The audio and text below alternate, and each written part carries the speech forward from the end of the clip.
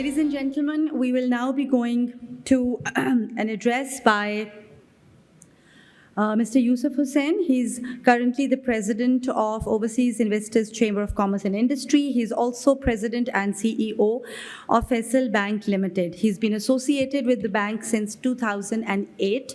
And he's held several senior management positions at the bank before being appointed president and CEO in 2017.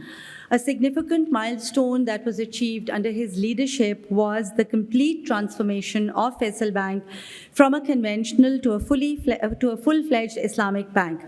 This transformation has been independently validated as the world's largest Islamic banking transformation to date. So this feather is in the cap of Mr. Yousaf Hussain. Faisal Bank is now positioned as a leading Islamic bank in Pakistan. Yousaf Saab is currently, in addition to being president of ICCI, he's member of the Executive Committee of Pakistan Banking Association, council member of Institute of Bankers Pakistan, director at Pakistan Business Council and the Pakistan Institute of Corporate Governance. He's also member of the Management Committee of the IBA Center for Excellence in Islamic Finance. With this, I would request Mr. Yousaf Hussain to please take the podium for his address. Ladies and gentlemen, Assalamu alaikum and a very good morning. As we all know, Pakistan, after going through a difficult economic transition phase, has been able to achieve relative stability. Inflation has eased, reserves have improved, and investor confidence is cautiously returning. These outcomes are a reflection of the disciplined policy action and difficult decisions that have helped the overall sentiment in the country. Yet economic stability is not really a measure of success. It is only the foundation upon which we must now build a sustainable, export-led, productivity-driven economy. The course ahead requires coordination, consistency, strategic focus, and a deliberate shift from the overall short-term crisis management to long-term competitiveness and growth. To move from stabilization to sustainable growth, Pakistan needs coherence and alignment across various key verticals of our country, including some key strategic policy-making institutions. The economy cannot function in silos, clearly. Fiscal, industrial, trade, climate, digital policies must move in tandem in one direction. For this, there is a strong case for establishing a National Economic Transformation and Export Council, chaired by the Prime Minister, and comprising the Ministries of Commerce, Industry, Power, Finance, Climate, Technology, and Human Resources. It must be supported by technocrats within the government and deeper engagement with the private sector, both local and multinationals. We think that this empowered council should be able to drive an integrated and interlinked policy making, eliminate duplication, and ensure actionable results. It must work both with the Federation and the provinces as equal partners in setting and executing the economic priorities.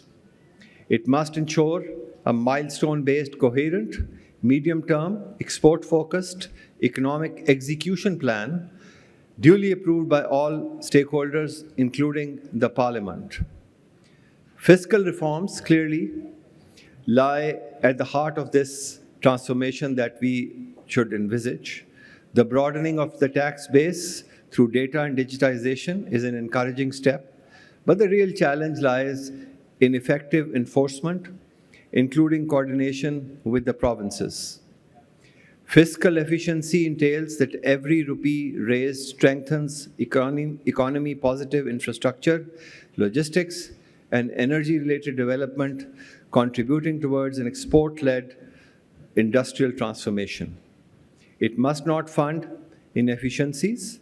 Close coordination with provinces in terms of resource sharing for driving agreed economic priorities, coupled with early privatization and efficiency in the public sector will remain critical.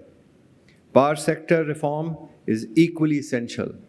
Moving from guaranteed returns to efficiency-based investment, promoting renewable energy, and ensuring predictable pricing will help reduce circular debt and give exporters and industry a cost certainty that they need. Fiscal credibility and energy reliability must go hand in hand, forming the foundation of Pakistan's export-led growth model.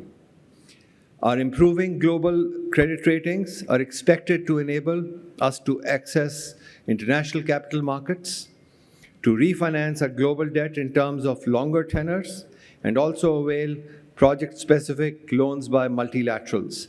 This welcome development would provide the much-needed foreign currency capital in terms of the capex required for our export industry and related infrastructure. Investor confidence, however, we feel will depend just not on stability, but on clarity and consistency of policies.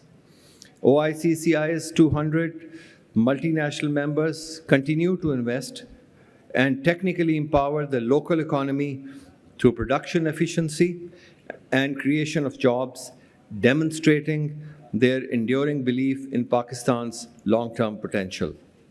But confidence really will start at home. When domestic investors reinvest, it signals credibility to the world, ease of doing business for both local and international investors is fundamental to driving sustained capital formation. For Pakistan, we feel the immediate goal must be to generate some quick export gains while preparing for the structural transformation. Skilled human resources equipped with vocational training, IT services through deeper engagement of key industry players, and some value-added textile and even technical manufacturing in terms of mobile phones, etc., can drive near-term results in terms of export inflows. A medium-term industrial policy must follow, strengthening the value chains in engineering, agro-processing, of course, minerals, and digital industries through partnership, research, and technology transfer. Special economic zones must be made fully operational with reliable infrastructure, modern logistics, and skilled manpower. Joint ventures with China and GCC focused on both import replacement and exports must be encouraged, but the basis should be competitive, and we should leverage productivity gains and meet the global efficiency standards. Business-to-business relationships that we've seen with the Saudi investors coming in Pakistan is really a welcome sign. It must be facilitated by the government as the way forward for external capital to be injected in our economy. Pakistan's national narrative must now follow from managing crisis to managing competitiveness. Our geography connecting China and GCC and the West offers access to some of the fastest growing markets in the world. And there have been, diplomatic successes and which must be leveraged. With consistent policy and institutional coordination and execution discipline, Pakistan can really emerge as a regional hub for manufacturing, services, and skilled manpower. Pakistan must capitalize on its global repositioning. The window of opportunity may not be that long. We must stay the course and execute a coherent, sustainable economic execution plan executed by all stakeholders that endures across governments. The decisions we make today will determine whether stability becomes the bridge to lasting growth and global competitiveness. Thank you very much.